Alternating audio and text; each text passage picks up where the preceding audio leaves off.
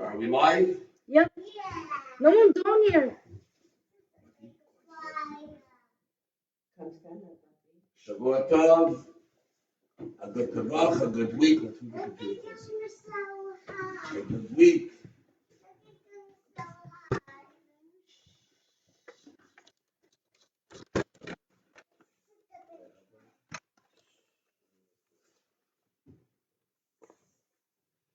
A good week to everyone.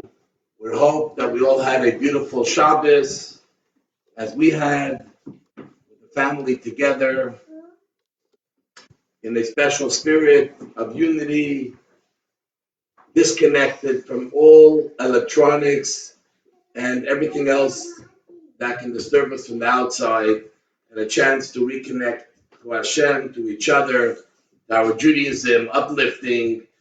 And what Havdallah is, we try to take the spirit that we had on Shabbat to carry us through the week. We're in a special week. We're in the first full week of Nisan, week of miracles. We're getting closer to Passover. We obviously want to see great miracles happen within our society, within the entire world related to the coronavirus, and may it happen fully and completely for all. And now we're going to go to the Havdallah. Everyone, please join along as we sing the Havdallah to separate Shabbat from the weekday, but actually to invite in Shabbat to affect the rest of the week. In the middle of the Havdallah, we will make a blessing on the clothes, on a good smell, and on the fire. After the Havdallah, we will follow with a weekly story.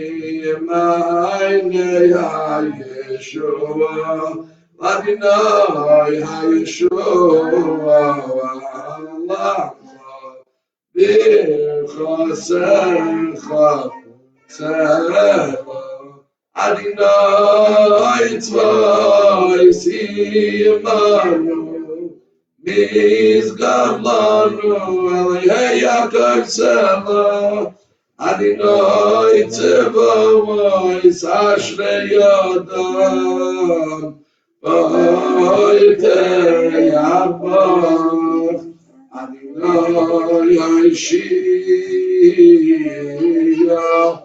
Hamelach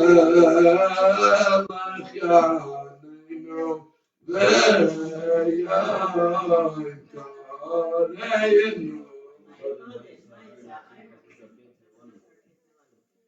Ayodim ha'isayira ve'simcha v'sasayin v'yikar kewein tiyalanu Kais Yeshua Sav Shem Adonai Ekra Savi Maranan Rachatu Adonai Eloheinu Melech Haolam B'nei Pri Agafen Rachatu Adonai Eloheinu Melech Haolam B'nei Minei B'Samei Ya ya ya ya ya ya ya ma ya ya ya ya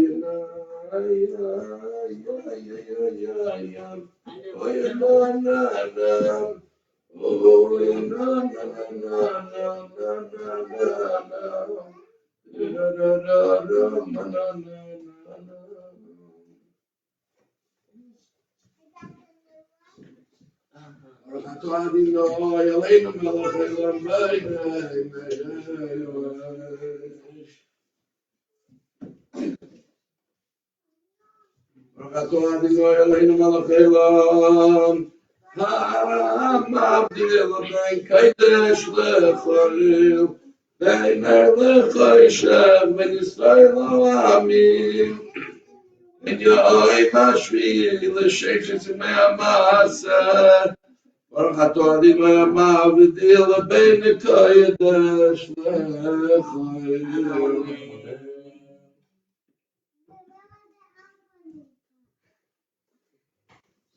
Shabbat Tov, everyone.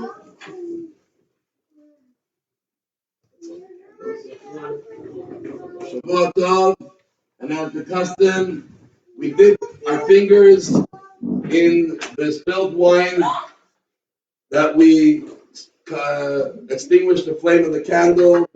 We put it over our eyes to be able to see and gain wisdom this week in our pockets to gain parnasah. Many people are accustomed to put it in the back of their neck, symbol of Mashiach coming quickly in our days. Now we lit the candles and the customary Lava Malka. We are going to share a story. And as I was thinking of a story, even though this is not a story of the Baal Shem Tov, it's very apropos for the scenario that we are in, that we are all stuck at home. And very often what happens is when you're stuck at home, what does it make you think about your world, your home, your world? This becomes the center of everything. And we know that the custom of saying a story of the Baal Shem Tov refers to telling a story of any tzaddik. Of any tzaddik. So the story goes that in a certain town in Poland, there lived a Jew whose name was Abraham. And this Jew, Abraham, was a simple Jew. He had a small business, worked very hard day and night to make a living.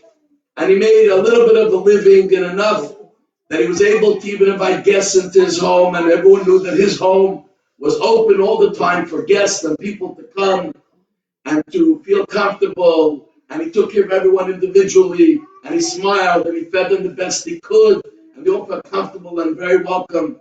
And once his Rebbe came to his town, and he decided that he's not going to stay with some of the wealthier people, but this Avram is known for his hospitality.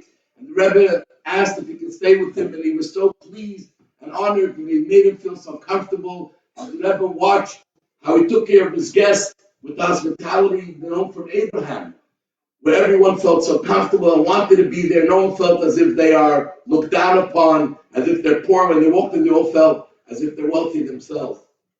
And before he left, the Rebbe gave to Avram a blessing.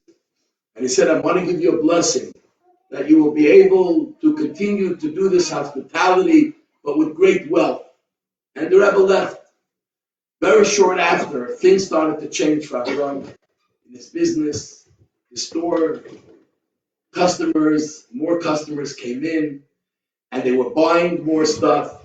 And before long, he was busier than ever. And he grew into becoming a wholesaler until he became very soon the biggest cloth merchant in the entire region. Very, very wealthy. And obviously with the wealth came a new different lifestyle. He built a beautiful home and of the nicest materials from around the world. And yet, though he still remained very much a charitable person, but Avram was not the same Avram. No more did he invite people into his home. No more were people able to partake of his personal hospitality. He gave checks to whoever it was. And the Rebbe needed a particular amount of money to help a family, and he knew Avram was doing well. So he sent the messenger, and the messenger came to Avram's home. They didn't let him in. They actually said Avram is still sleeping, it's too early in the morning, come back soon. He came back soon. They still didn't let him in, but they gave him a check. So when the messenger came back to the Rebbe and said, I went, and this is what happened. He said, really? Didn't even invite him to his home, give you a cup of coffee, say a few words. The Rebbe thought, wow, this is what's going on with Avram. So he decided he'd have to pay him a visit. And he decides to go and to pay him a visit. He goes to the town. He comes to the town, he's staying in an inn, and he sends a messenger that the Rebbe is here. And he says, the Rebbe is here, please let him come to our home. And he invites the Rebbe into his home and gives him the greatest treatment, hospitality. And he's showing the Rebbe his beautiful home. The Rebbe says, wow, it's so different than last time I was here. And Avram says, oh, very different. And he shows him every piece of furniture, which part of the world it came from. And while he's showing him everything, they pass by the dining room window. And the Rebbe starts looking out the window. And he calls Avram over. Avram, come here. He tells me, what do you see in the street? Who is that walking there? He says, that's Itcha, the water carrier. He struggles. Back-breaking work to carry water from the well to deliver it to people. And with all his work, he doesn't even have enough money to put food on his table during the week on Shabbat. And who is that person? That's Bela, the seamstress. She's very talented, but the amount she's able to command for her work is so little she can't afford to take care of her family properly. And one by one, he's pointing out who the people are walking there, and he's talking about how. So Rebbe said, wow, very interesting. Then he starts walking further, and they go to his living room. He had a beautiful wall-to-wall mirror in his living room. And the Rebbe comes and looks at the mirror, and he says, Avram, come over. He comes to the mirror, and he says, Avram, what do you see here? So he looks in the mirror, Avram, and he says, I see myself. So the Rebbe says, really? That's very funny. We were just by the window, which is made out of glass, and there we saw a bunch of different people. Now we're standing in front of a piece of glass, and all you see is yourself. Tell me, it's both are glass. What's the difference? So Avram starts thinking, says, wait a second, obviously there's a difference. But before he even gets a chance to say it, he's starting to sink in what his Rebbe is referring to. And he starts crying, Rebbe, wow, I realize how selfish I've become, how different I've become. Does that mean I'm going to lose all the blessing for wealth? So you see, the Rebbe said, this is the challenge many people face. When you put something behind the glass, silver behind the glass, it points back to you. Many people, when they become wealthy and they make money, all of a sudden they stop seeing people outside of themselves. They only see themselves. They're worried about only themselves. They're interested in themselves. Though you're still giving money, but you don't have that personal involvement. It's just another task in your office. So he said, Rabbi, I promise I'm going to change. I'm going to help everyone like I used to before. And that night, before the Rebbe left, he called a feast for the entire town. And he invited everyone to come in. And he got up and he said, I'm sorry for not being the same Avram was all these years. I promise I'm going to be different. My home is open to everyone. You're my brothers and my sisters. And no matter how much money I have, I still feel the same to you. And you welcome my home in the same way. And the Rebbe left and he said, Avram, I'm very proud of you and what you have done. But when he left, Avram took a little knife and he scraped off a little part of the silver in the back of the mirror. And whenever anyone came into his home, he said, this is the most important piece of furniture in my home, because this reminds me that whatever I have is thanks to Hashem.